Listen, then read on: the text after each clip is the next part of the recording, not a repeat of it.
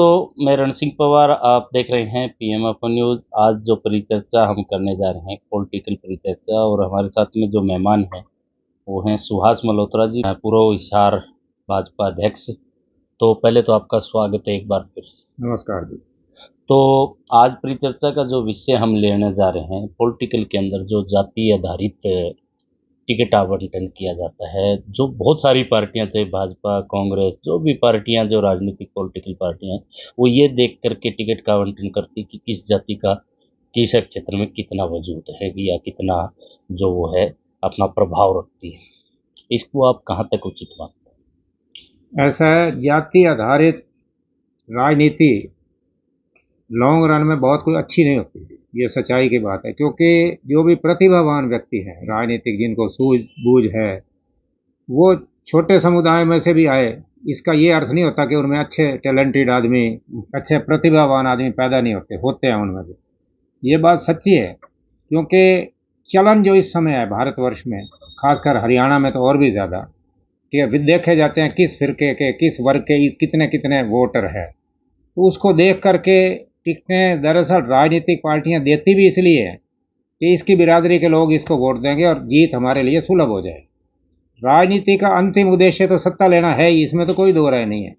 लेकिन ये इसका सबसे बड़ा एक हानि का पक्ष ये भी है कि अच्छे व्यक्ति जो है, अच्छी प्रतिभा है, इस भीड़ की राजनीति में, इस संख्या बल की राजनीति में वो नीचे दब के रह जाती है। मतलब लोकतंत्र का कहीं वो महत्व सा खत्म होता नजर आता है कि भी कुछ लोग जातिगत आधारित पार्टियों में आते हैं और पार्टियां उनको महत्व देखते हुए उस जाति का उसको टिकट दे देती है, और उसका खामियाजा जो है आम जो वोटर्स हैं या जातियां हैं वो कहीं ना कहीं पीछे रह जाती है। और ऐसा ही हरियाणा के अंदर तो लगभग होता ही है। बहुत सारी जातियां जो राजनीतिक तौर पे प्रबल होती गई और बहुत सारी जातियां जो है वही आज वही की वही। ये किसी हद तक आपकी बात ठीक है।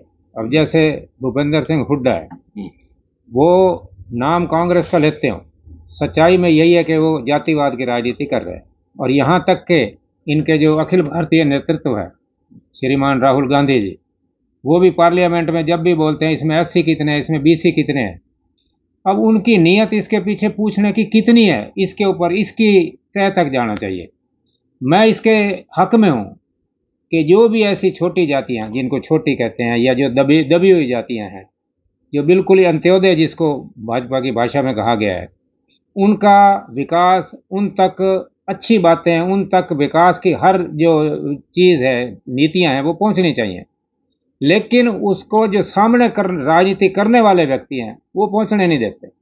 अभी आपने कहा कि कांग्रेस के राहुल गांधी ये बात करते हैं कि वो जातिगत वे कितनी है, एससी कितने, बीसी कितने, ओबीसी, मतलब जातीय जनगणना की बात वो करते हैं, और वो मुद्दा भी उन्होंने संसद के ऊपर।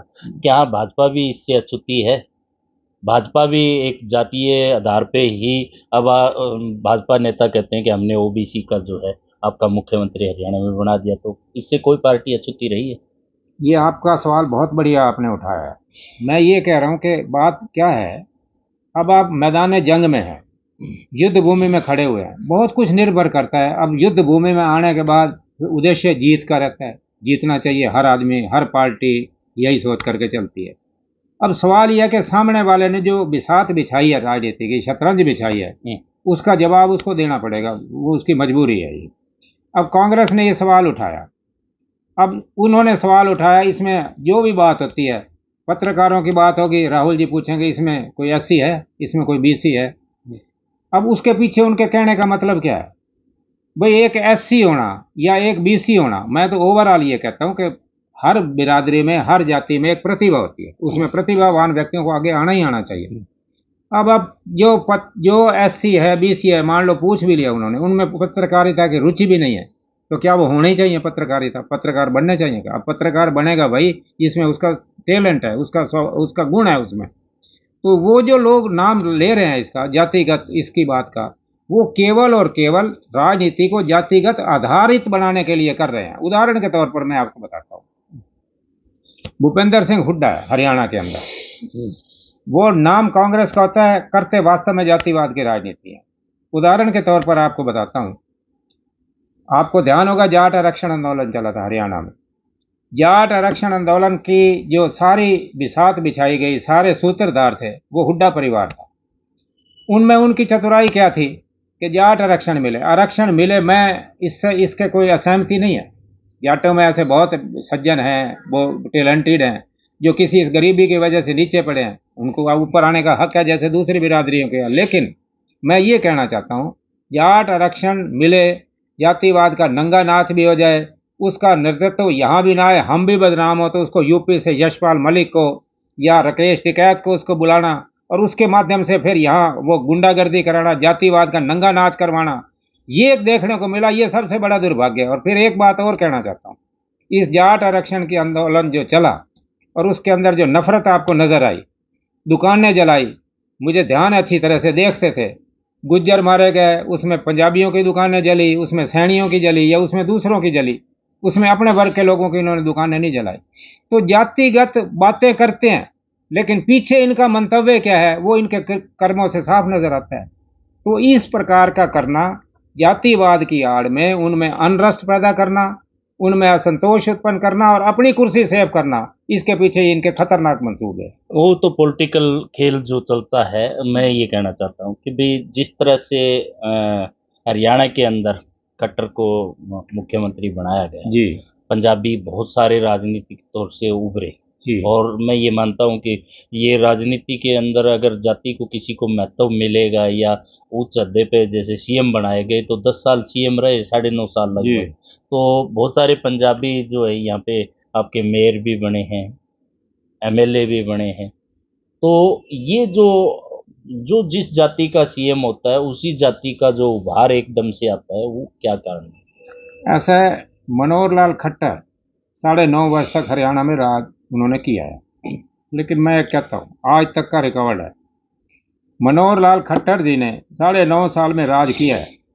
आपको ये ईमानदारी की बात ये बताता हूँ मैं, ये ज़मीनी सच्चाई है कि ऑलमोस्ट पंजाबी बिरादरी उनसे खुश नहीं थी। क्योंकि यहाँ जिस वर्ग का बना, जाट वर्ग का बना या दूसरे बने, उनकी बिरादरी उनसे खुश रही है, क्योंकि वो उनका तुष्टिकरण करते थे। नौकरियों में उन्हीं का होता था। खट्टर साहब ने आते ही ये कहा कि भाई हरियाणा एक, हरियाणवी एक, बिना खर्ची पर्ची के नौकरी मिलेगी, और उन्होंने दी भी सही। तो पंजाबी बिरादरी ने ये सोचा कि बाकी जो दूसरे करते हैं, खट्टर साहब ने ऐसा क्यों नहीं किया, उन्होंने अपना बहुत बड़ा वोट बैंक खड़ा क्यों नहीं किया उनके ऊपर, बल्कि ये मतलब चस्पा किया गया है पंजाबी बिरादरी के द्वारा। एक और इसका आपको प्रमाण बताता हूँ, जब वो मुख्यमंत्री हटे हैं, आप दूसरी बिरादरी के हटते हैं, आज तक जाट बिरादरी में इस बात का रंजो गम है कि मुख्यमंत्री हमारा होना चाहिए। क्या मैं ये गलत कह रहा हूँ? उनके केवल और केवल उनको तड़फ यही है कि किसी पार्टी का राज है, मुख्यमंत्री हमारा हो। अब खट्टर साहब गए हैं, बता दो किसी पंजाबी में अनरस्ट आपको दिखने को मिला हो तो। पार्टी, भारतीय जनता पार्टी का बेस ये नहीं कहता कि जातिवाद से अछूती है, क्योंकि जैसे सामने की पार्टियां अगर जो बिसात बिछाएंगी, स्वाभाविक उनको जीतने के लिए वो बिसात बिछानी ही पड़ेगी, उसका मजबूरी है ये। रावण और राम का युद्ध हुआ और बिल्कुल धर्म युद्ध राम करते तो जीत नहीं हो सकती थी। जैसी दुष्टता सामने है, कभी कभी उसका जवाब देना भी पड़ता है। तो ये जो कांग्रेस ने ऐसा किया, एक जो ये भाई नाम लेते हैं जातियों का, इनका, इनको कैसे आज 60 साल पहले जब इनका राज था देश के अंदर, तब जातिवाद क्यों नहीं याद ऐसा आया? तब ऐसी नहीं याद आए, न उनको कोई बीसी याद आए। तब तो जगह जगह अपनी है, बस जो कुछ कहा हमने कहा वही ठीक है। तो ये लोग जो है ना, निशाना कहीं, बात कहीं, निकलना कहीं, डुबकी कहीं लगाना, ये पब्लिक को केवल और केवल गुमराह करते हैं। केवल और केवल उस जातियों की, छोटे जातियों की आवाज उठाओ, समझ में आता है कि आप उनके उत्थान के लिए क्या कर रहे हैं। क्योंकि समाज का जो भी कल्याण होता है, समाज जब भी समाज की, जिसको आम इकोनॉमिक्स की भाषा में जीडीपी बोलते हैं, वो बढ़ती तब है जब आखिरी समाज का अंत्योदय वाला लास्ट में आदमी खड़ा हुआ, उसको उन्नति तक उसकी नीतियां वहां तक पहुंचती है, समाज तभी खड़ा होगा। लेकिन आज तक 60-70 साल में कांग्रेस ने क्या वहां तक समाज पहुंचाया? कांग्रेस के लोगों ने ही, मैं यहां तक ये कहता हूं, स्वर्गीय प्रधानमंत्री श्री राजीव गांधी जी ने यह कहा था कि रुपया सेंट्रल से चलता है, पहुंचते पहुंचते 10 पैसे पहुंचते हैं। ये तो उनकी खुद की स्वीकारोक्ति है। तब उस समय न उनको बीसी नजर आए, न एससी नजर आए, या न पिछड़े नजर आए, न अगड़े नजर आए, कुछ भी नहीं नजर आया। आपने क्या किया? एक शायर ने ये कहा है बहुत बढ़िया शब्दों में, तू इधर उधर की ना बात कर, ये बता के काफिला क्यों लुटा। मुझे उनसे कुछ गिला नहीं, तेरी रहबरी का सवाल है। सवाल उनसे नहीं है कि उन्होंने क्या किया, तुम जब राज सत्ता में थे तुमने क्या किया, उसका हिसाब जरूरी दो। तो कहीं न कहीं मानते हैं कि राजनीति जो है राजनीति के अंदर जाति प्रभावी है। आप हाँ भी मानते हैं और पार्टियां भी लगभग इस बिसात को बिछाती है और बिल्कुल, उसी के इसके ऊपर इससे ये खेल खेलती है। इसके प्रभाव से अभी तक हिंदुस्तान की कोई भी राजनीतिक पार्टी अछूती नहीं है, ये सच्चाई की बात तो दोस्तों ये थे हमारे साथ में सुभाष मल्होत्रा जी, पूर्व भाजपा हिसार अध्यक्ष। तो हमने बात की कि राजनीति को जाति कितनी प्रभावी प्रभाव डालती है और राजनीतिक जातिगत आधार पे ही टिकटों का इस देश के अंदर या हरियाणा के अंदर या देश के अंदर जो टिकटों का बंटवारा राजनीतिक पार्टियां करती है और अपनी बिसात बिछा करके एक सत्ता तक पहुंचने की कोशिश करती है। तो आपका क्या कहना है इस पूरी परिचर्चा के बारे में, कमेंट बॉक्स में ज़रूर लिखें।